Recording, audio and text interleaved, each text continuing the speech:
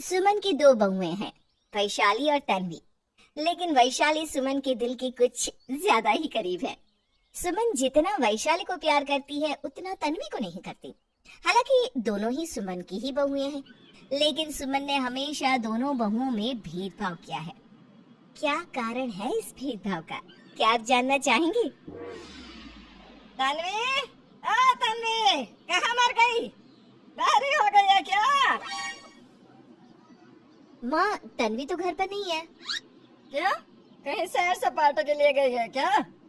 इतने में तन्वी आ जाती है। वैशाली तन्वी को देखते ही कहती है, लो माँ जी, आ गई।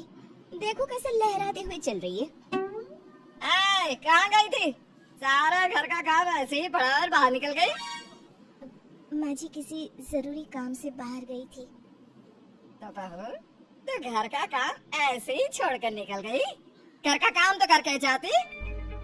माँ जी, मैंने सोचा कि भाभी झाड़ू पोछा और बर्तन धो देंगी और मैं आकर खाना बना दूंगी। अरे वाह, वैशाली क्यों काम करेगी? वो नौकरानी नहीं है इस घर की। तू सैर सपाटे के लिए जाएगी और वो घर का काम करेगी, हैं? तन्वी अपनी सास को हैरानी से देखने लगी। अरे क्या टुकुर टुकुर देख रही है? झाड़ू उठा और लग जा काम पर। अपनी सास की बात सुनकर तन्वी घर के कामों में लग गई।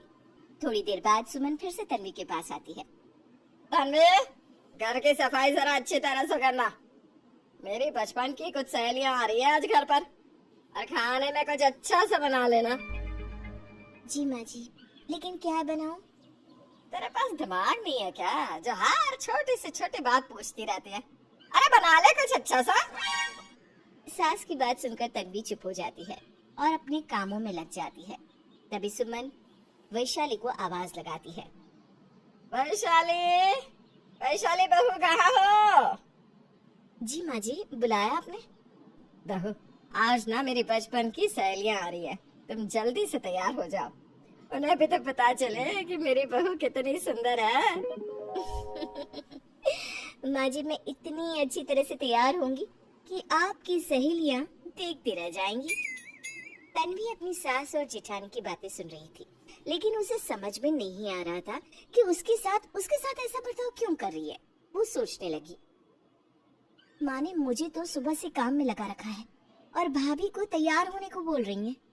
आखिर माँ जी मुझसे नौकरों वाला बर्ताव क्यों करती हैं? कुछ देर बाद सुमन की सहेलियां आती हैं।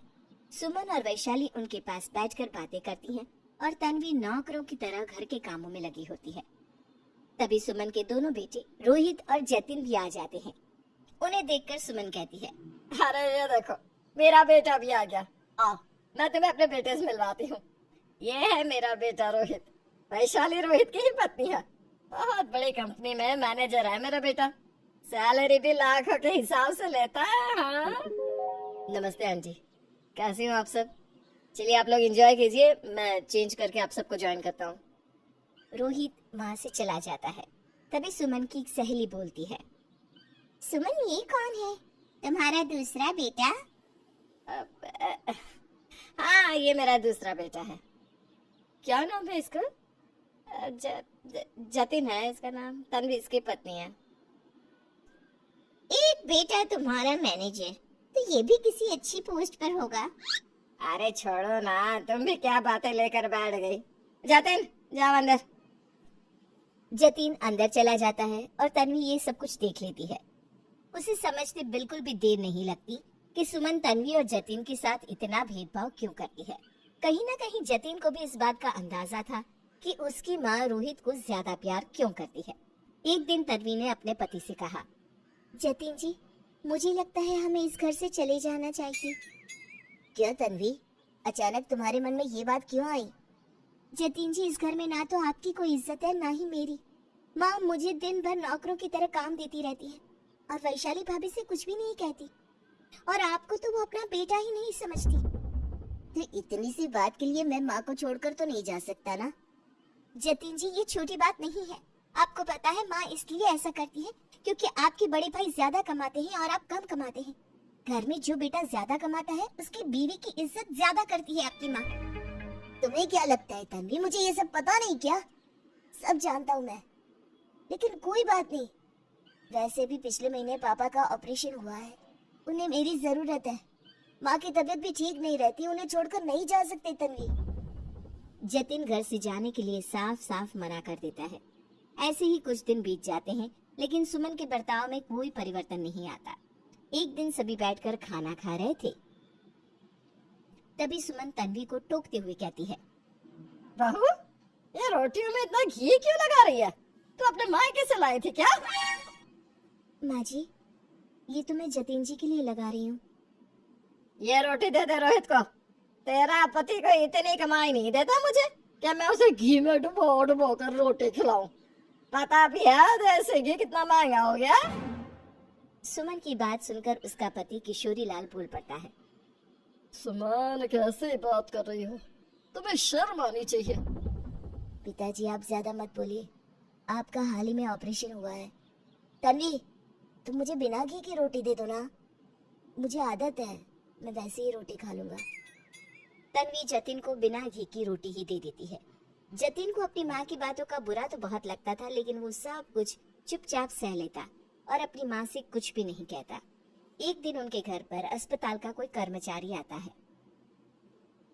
किशोरी लाल जी है घर पर? हाँ बोलिए, मैं उनकी पत्नी हूँ। मैं अस्पताल से आपके पति की दवाइयाँ लाया था। माताजी हर महीने आपके बेटे ये दवाइयाँ लेने आते हैं। आज उनका फोन आया था कि वो अस्पताल नहीं आ पाएंगे, तो दवाइयाँ हम उनके घर भिजवा दें। मेरा बेटा कितना ख्याल रखता है हमारा, पता है? अरे बहुत बड़ी कंपनी में काम करता है। ऊपर वाला ऐसा बेटा सबको दे। ये लीजिए बिल, ये बिल अपने बेटे को दे देना। अरे रुकिए, मैं आपको दवाइयों के पैसे ला कर देती हूँ। नहीं माँ जी, आपके बेटे ने ऑनलाइन पेमेंट कर दी है। अच्छा जी, मैं चलता हूँ। सुमन वो बिल लेकर रोहित के पास जाती है। रोहित बेटे, ये ले दवाइयों का बिल। कैसा बिल माँ? मैंने तो कोई दवाई नहीं मंगवाई। अरे अभी वार्ड बॉय आया था, उसने बोला कि ये दवाई आपके बेटे ने मंगवाई है और पेमेंट भी उसने ऑनलाइन किया है। तुम आप जतिन से पूछिए ना, क्या पता उसने मंगवाई हो।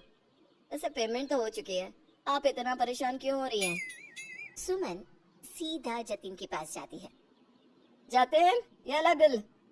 अरे माँ, आ गई दवाइयाँ। वो क्या है ना, आज मैं बहुत बिजी था, पापा की दवाइयाँ लाने जा नहीं पाया। मैंने हॉस्पिटल वालों को कॉल कर दिया था, और वैसे ना सिटी हॉस्पिटल वाले बहुत अच्छे हैं, मेरे एक फोन पर ही दवाइयाँ घर भी भेज दी। बेटा, आज तक अपने पापा की दवाइयाँ तू मंगवाता आया है क्या? हाँ माँ। लेकिन ये दवाइयाँ तो बहुत महंगी होती है।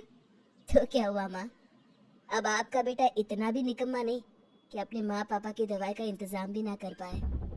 तभी तन्वी कहती है, माँ सिर्फ दवाई ही नहीं, पिछले महीने पापा जी का ऑपरेशन भी इन्होंने ही करवाया था। हर महीने पापा की ही नहीं, आपकी भी जो दवाई आती है ना, उनके पैसे भी जतिन जी ही देते हैं। और हाँ माँ जी, घर के अंदर जितने भी बड़े बड़े खर्चे होते हैं वो मैं करती हूँ या जतिन जी करते हैं। आपके कम कमाने वाले बेटे बहू, जिन्हें आपको अपनी सहेलियों से मिलवाने में भी शर्म महसूस होती है। क्या बोले जा रही हो तन्वी? चुप रहो माँ, इसकी बातों का बुरा मत मानना माँ। सुमन जतिन की पूरी बात सुने बिना ही वहां से चली जाती है। सुमन अपने बेटे बहू से माफी मांगना चाहती थी, लेकिन उसे समझ में ही नहीं आता कि वो क्या कहे। उसके शब्द उसके होठों तक आकर रुक गए। सुमन के सामने वो सारे मंजर एक एक करके आ रहे थे जब उसने अपने बेटे जतिन और बहू तन्वी का दिल दुखाया था। शादी के पहले तो दोनों में बहुत प्यार था, लेकिन जैसे ही दोनों की शादी होती है, दोनों के विचार अलग हो जाते हैं। एक दिन छोटे रमेश की बीवी कहती है, मुझे नहीं लगता दीदी का रोज रोज ताना देना। कहती रहती है फ्री का खा रही है, कम से कम घर का काम तो किया कर। अब क्या बोलूं मैं, माँ की बीमारी में पूरा पैसा लग जाता है। कमाई जितनी अच्छी है, माँ की बीमारी उतनी ही बड़ी। बस माँ ठीक हो जाए, समझो हमारे सारे कष्ट दूर हो जाए। लेकिन माँ तो आप दोनों की है ना, फिर सिर्फ आप ही क्यों माँ की जिम्मेदारी ले? बड़े भैया का भी तो फर्ज है ना। अरे नहीं नहीं, ऐसा कभी मत सोचना। भैया ने ही तो मुझे पढ़ाया लिखाया, इस लायक बनाया। लेकिन भाभी, बीवी पति को दुखी देखकर चुप हो जाती है। सच कहूँ तो मैं तो ये सोच रही थी कि जैसे ही माँ की तबीयत अच्छी हो जाएगी, हम लोग ऊपर अपना पोर्शन बनाकर शिफ्ट हो जाएंगे। दोनों पति पत्नी दिल से माँ की सेवा करते, घर का सारा काम और आने वाले भविष्य के सुनहरे ख्वाब देखते। एक एक कर छोटे भाई का सारा कुछ माँ के इलाज में लगा जा रहा था। एक दिन, भैया माँ का एक ऑपरेशन होना है, 2 लाख की जरूरत है। मेरे पास कुल मिलाकर 50,000 का इंतजाम हुआ है, कुछ हो सके तो कर दो, सारे पैसे लौटा दूंगा वैसे भैया। हाँ हाँ, कल ऑफिस आकर ले जाना। चेकबुक वही ऑफिस में रहती है। और सुना, कैसी चल रही है नौकरी? नौकरी तो बहुत अच्छी चल रही है भैया। प्रमोशन और इंक्रीमेंट का लड्डू भाभी को दिया था, आप शायद थे नहीं, टूर पर गए थे ना। अच्छा, बताया नहीं तेरी भाभी ने? खैर भूल गई होगी। बधाई हो भाई, खूब तरक्की कर।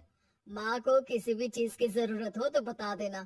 छोटा वहाँ से चला जाता है कि भाभी आ जाती है। जरा अंदर आइए जी, काम है आपसे। भाई अंदर जाता है तो बीवी चीखने लगती है। भूल गए, पढ़ाई से लेकर शादी तक इसके ऊपर 10 लाख आप लगा चुके हैं। अब तक एक माँ की जिम्मेदारी क्या दे दी है, आए दिन पैसे के लिए खड़ा हो जाता है। पैसे पेड़ पर लगे हैं क्या यहाँ पर? कैसी बात कर रही हो?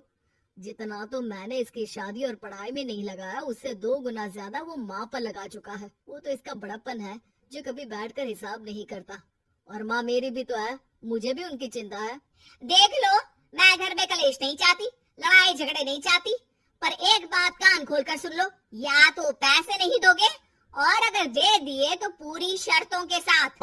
बेचारा बड़ा भाई क्या करता, सीधा सादा भोला सा, वो किसी भी कारण से घर में कलेश नहीं चाहता। इधर छोटा भाई, माँ कल तेरे ऑपरेशन का सारा काम पूरा कर लूंगा।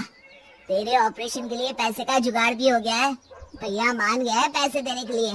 अरे मानते भी क्यों नहीं, आखिर माँ से बढ़कर इस दुनिया में है ही क्या। तू भोला है, कुछ नहीं जानता बेटा। वो भले ही मान गया हो, लेकिन उसकी बीवी उसे कोई ना कोई पाठ पढ़ा ही देगी, देख लेना। पढ़ाने दीजिए ना माँ, हम लोगों को क्या, पैसे तो मिल गए ना। वैसे भी माँ आप ठीक हो जाएं तो हम लोग मिलकर ऊपर के फ्लोर में शिफ्ट हो जाएंगे, अपना मकान किराए पर दे देंगे और उससे जो कुछ भी पैसे बचेंगे उससे आज जिन चीजों की कमियां है ना उन सबको पूरा कर लेंगे। माँ बेटी बहू की बात सुन तो लेती है, लेकिन उसे अपनी बड़ी बहू पर जरा भी भरोसा नहीं होता। अगले रोज बेटा बड़े भाई के ऑफिस जाता है। भैया वो आपने चेक के लिए बुलाया था ना? हाँ हाँ, ये ले चेक। लेकिन छोटे, तेरी भाभी बोल रही थी कि इस पेपर पर साइन कर देना कि तूने कितने पैसे लिए हैं। देख मैं भाई हूँ, लेकिन वो। अरे भैया ऐसी क्या बात है, ये लो साइन किए देता हूँ, अभी तो बस माँ का ऑपरेशन हो जाए, बाकी बाद में देख लेंगे। छोटा साइन करके चला जाता है। माँ का ऑपरेशन हो जाता है और वो अच्छी होकर घर आ जाती है। वाह माँ, देखिए तो आपकी ठीक होने की खुशी में मैंने बेसन के लड्डू बनाए हैं। जीती रहे बहू, अब तो तेरे सारे सपने पूरे होंगे। तभी वहाँ बड़ी बहू आ जाती है। हो गया ना तुम लोगों का अब माँ का नाटक खत्म, तो कल ही घर खाली कर देना। वो क्या है ना, मेरा बड़ा बेटा आ रहा है तो मुझे उसके लिए सेपरेट पोर्शन बनाना है ऊपर, तो परसों से लेबर लग जाएंगे। आजकल में ही देख लेना निकलने का। अरे जिंदा हूँ मैं अभी, तो होती कौन है मेरे बेटे को मेरे घर से बाहर निकालने वाली। मैं जानती थी ये हाई वोल्टेज फैमिली ड्रामा जरूर खेलेंगे आप। तो देखिए ऐसा है कि, अच्छा वो पेपर याद है जिसमें आपने अंगूठा लगाया था? हाँ, वो जो ब्लड बैंक के पेपर थे। ब्लड बैंक के नहीं, वो प्रॉपर्टी के पेपर थे। उसमें साफ शब्दों में लिखा था कि आप ये जायदाद हम लोगों के नाम कर रही हैं। तो आप लोगों ने माँ से धोखे से साइन करवा लिया। कितना गिर गई हैं आप भाभी। धोखे से ना करवाते तो क्या ये बुढ़िया दे देती? और तुम क्यों चिल्ला रहे हो? तुमने भी तो उस दिन अपने भाई के ऑफिस में जो पेपर साइन किए थे उसमें भी साफ साफ लिखा हुआ था कि तुम्हें इसमें कोई आपत्ति नहीं है। सारा परिवार समझ जाता है कि अब वो कानूनी रूप से इस घर में नहीं रह सकते। माँ, तुम कहाँ हम लोगों के साथ भटकोगी? पता नहीं मकान मिले ना मिले, कहाँ रहना पड़े, किसी के घर में कुछ दिन शरण भी लेनी पड़े। नहीं नहीं, हम माँ को छोड़ नहीं सकते। यहाँ माँ की सेवा कौन करेगा? अभी अभी तो बीमारी से उठी है वो। आपकी नौकरी अच्छी है, हमें जल्दी ही कुछ ना कुछ अच्छा मिल जाएगा। बात तो तुम्हारी सही है, लेकिन खर्चे वर्चे वो सब चुकाकर मकान का किराया कहाँ से देंगे? माँ चुपचाप सब सुन रही थी। तुझे याद है बेटा, 10 साल तक तू हमेशा पैसे लाकर सीधा मेरे हाथ में देता था। वो तो आज भी देता हूँ माँ, लेकिन उसका क्या? बहू को भी नहीं पता कि तुझे कितने पैसे मिलते हैं। मैं उन पैसों में से हर महीने कुछ पैसे बचा लेती थी। वो गुल्लक आज मैं तुझे दे रही हूँ। इसमें से पैसे निकाल कर जितना काम चला सके चला लेना। ये मकान तेरे पापा का था, वो तो मैं तुझे दे नहीं पाई, लेकिन यकीन मान, इन पैसों में तुझे इतनी बरकत मिलेगी कि तेरे ऐसे कई मकान बनेंगे एक दिन। रहा सवाल मेरा, तो मैं तो अपने भाई के घर जा रही हूँ, लेकिन सिर्फ 1 महीने के लिए। जैसा ही तेरा सब कुछ ठीक हो जाएगा, मैं तेरे पास आ जाऊंगी। माँ गुल्लक बेटे को देकर चली जाती है। छोटा भाई भी बीवी के साथ अलग हो जाता है। उस पैसे से उसका 1 साल तक अच्छा खासा गुजारा होता है। और फिर एक दिन छोटी बहू, माँ ये कैसी गुल्लक है? जितना खाली करो भरती ही जाती है। कोई जादुई गुल्लक है क्या? नहीं नहीं बेटा, ये मेरी सास ने मुझे दी थी, जो आज मैं तुझे दे रही हूँ। बस एक बात याद रखना, कितनी भी विपत्ति आ जाए, हर महीने इसमें पैसे डालना नहीं भूलना। फिर चाहे जितने बंटवारे हो, तुम्हारा हिस्सा हमेशा भारी रहेगा।